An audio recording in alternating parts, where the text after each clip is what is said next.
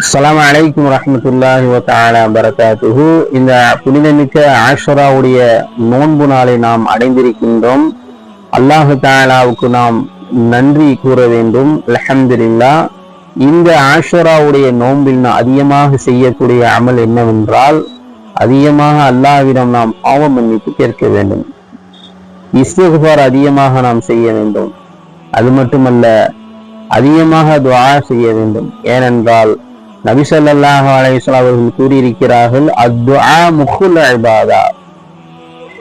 துஆவாகிறது அனைத்து அமல்களுக்கும் அடிப்படையாக இருக்கிறது. 20 நிமிஷம் ஒரு மனுஷன் தொழுதான் அமல் செய்கிறான் என்றால், அரை மணி நேரம் 1 மணி நேரம் துஆ செய்ய வேண்டும். இது ஒரு உதாரணத்துக்காக கூறுகின்றேன். அதிகமாக நாம் துஆவை அதிகப்படுத்த வேண்டும், அமல்களை விட துஆ அதிகமாக இருக்க வேண்டும் என்பதாக நபி ஸல்லல்லாஹு அலைஹி வஸல்லம் கூறியிருக்கிறார்கள்.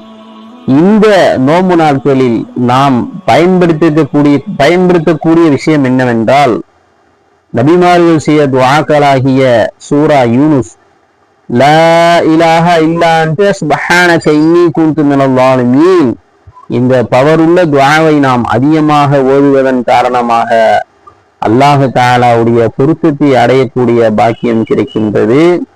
இம்மை மறுமைக்காக வேண்டி ரப்பனா ஆத்தினா ஃபித் துன்யா ஹஸனத்தன் வ ஃபில் ஆখিরাতি ஹஸனத்தன் வ கினா அஸாபன்னார் என்ற இந்த துஆவையும் அதிகமாக ஓதுவதின் காரணமாக இம்மை மறுமை வெற்றியை தருவதற்கு அல்லாஹ் தஆலாவிடம் நமக்கு வாய்ப்பிருக்கின்றது.